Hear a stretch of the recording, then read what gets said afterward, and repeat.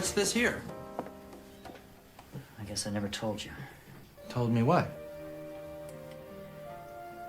See, when I was a kid, I learned a lot of different kung fu styles. One of the styles was hamster. Hamster style? I don't think I've seen you do hamster. No. No, I vowed to my father I would never use hamster style again. Why? What happened? I don't like to talk about it. Well, maybe it would help you to talk about it. You know, get it out. I don't know if I can. Well, what are you running from, man? I don't know. Guess maybe I'm just running for myself. I mean, it happened several years ago, but I can remember it like it was just yesterday. Hey, Dad. Mm-hmm. I don't think I'm gonna do hamster style anymore. That's nice.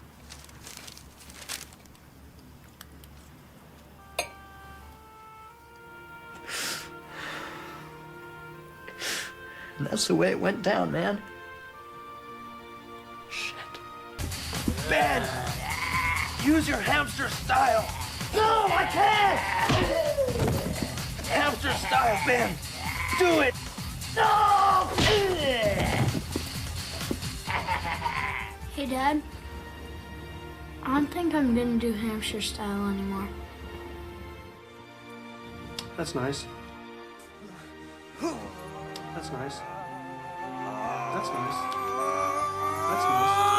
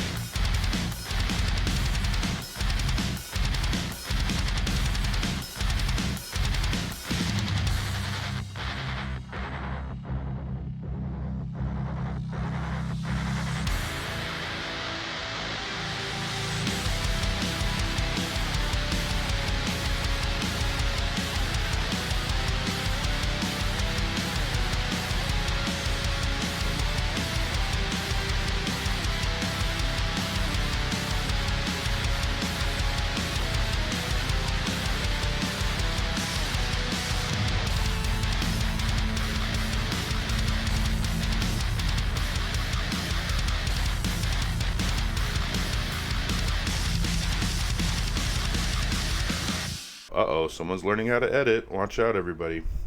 But in typical fashion, I want to just highlight the unique build interaction that we got going on here. This is not going to be like a build guide, but this is just going to be, you know, showing people, you know, some cool stuff.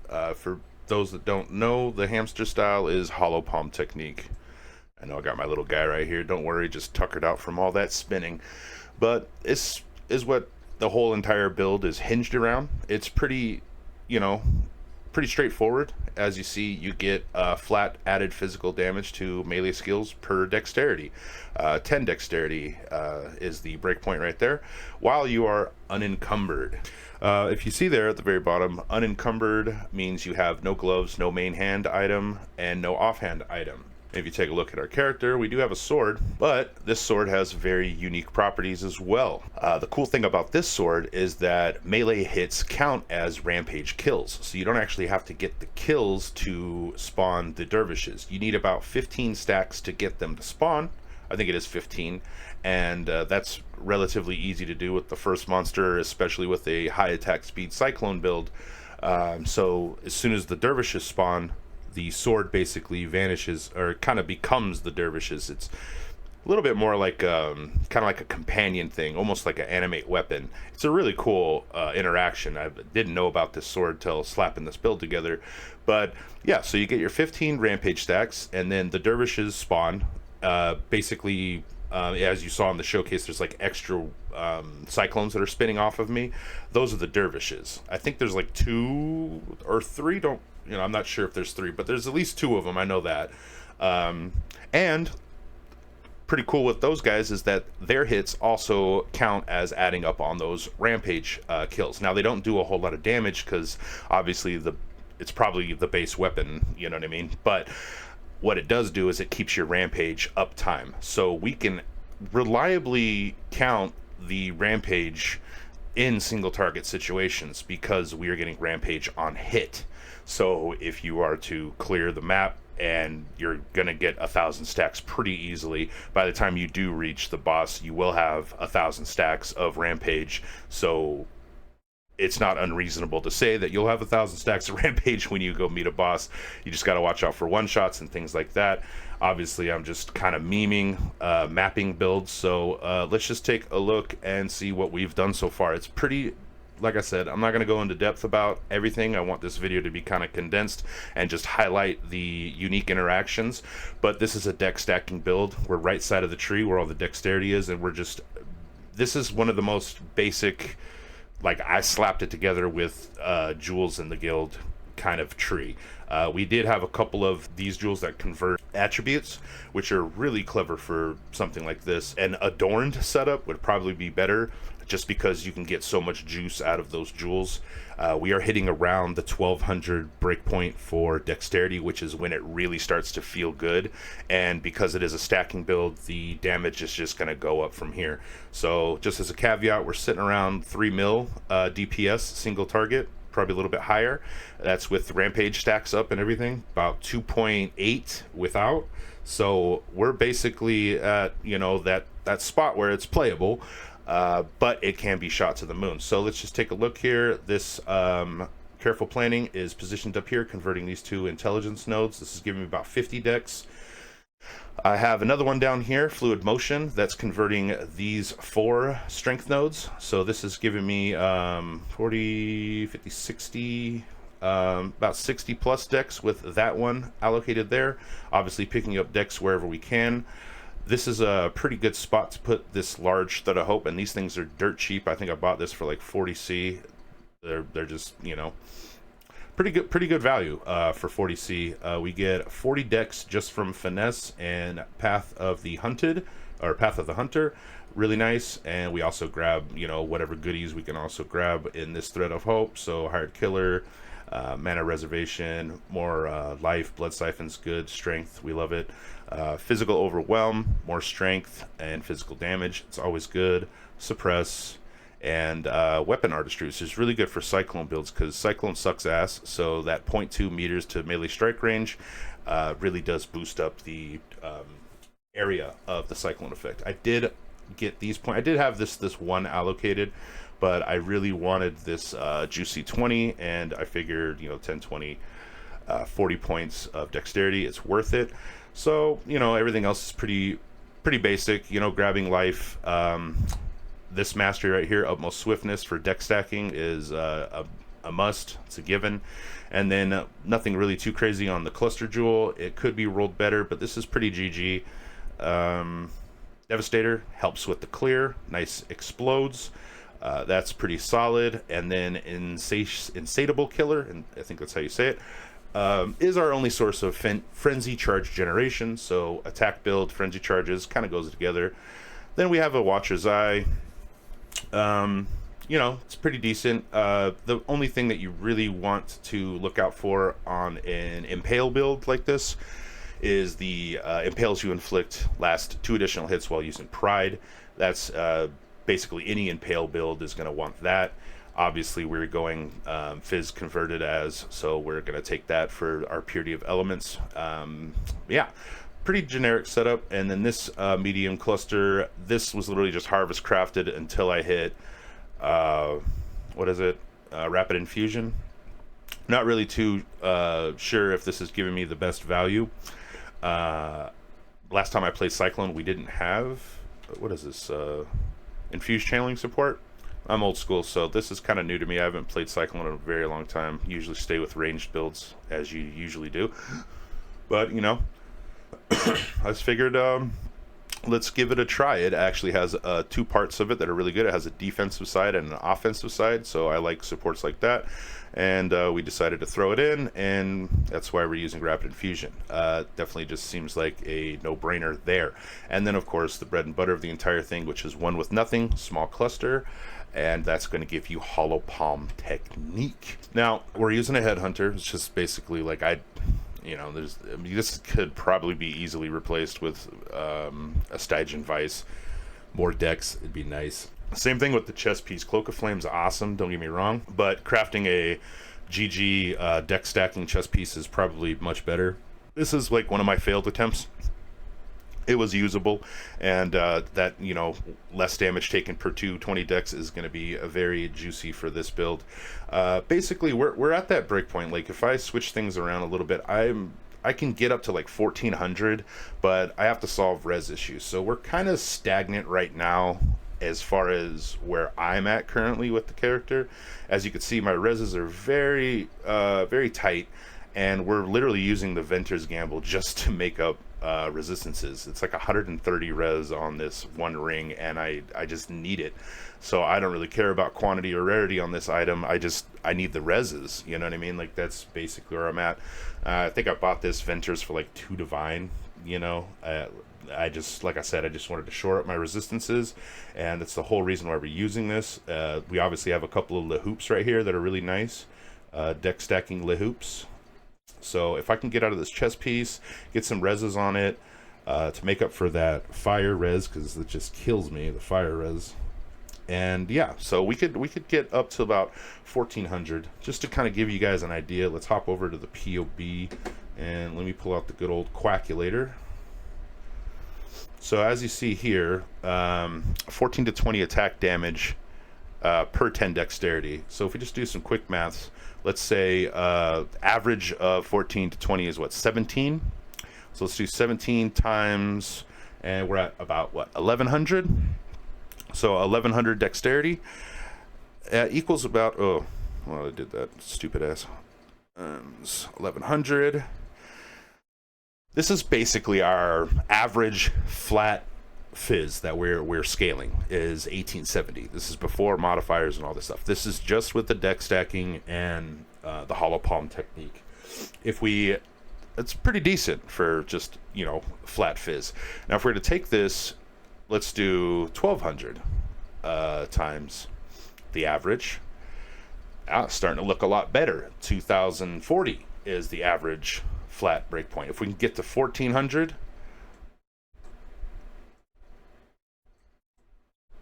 you see it's starting to get a lot better, and 1400 is not unreasonable to reach. And to be honest, with an adorned setup and a little bit more min-maxing and some investment, this definitely is going to be one of those types of builds that can scale pretty high. It's got a high ceiling, let's just say that. Any stacking build typically has a high ceiling.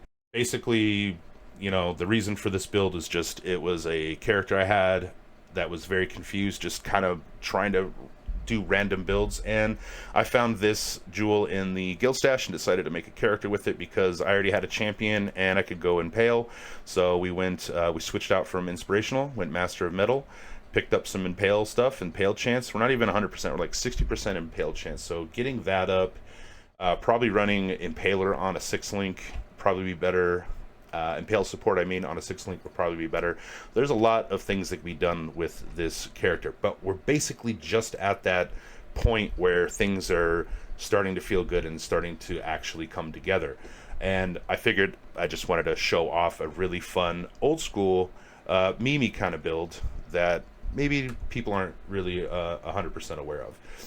And this is just kind of like a random map, just out can go, you know what I mean? Nothing too crazy, but monsters are hex proof and they have more life. I figured this is a good showcase, kind of better than the actual footage because, you know, my frames drop pretty bad and I do run daily content.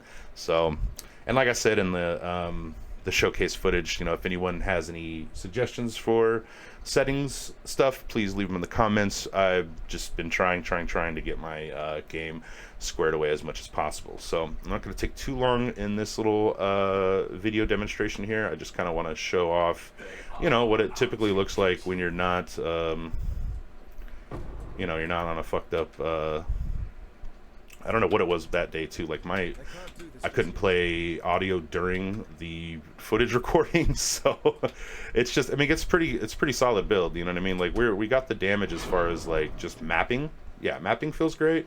But I just want to like push it a little bit and see where we can end up as far as like, you know, pushing this thing into like real, you know, maybe T17s and doing like single target.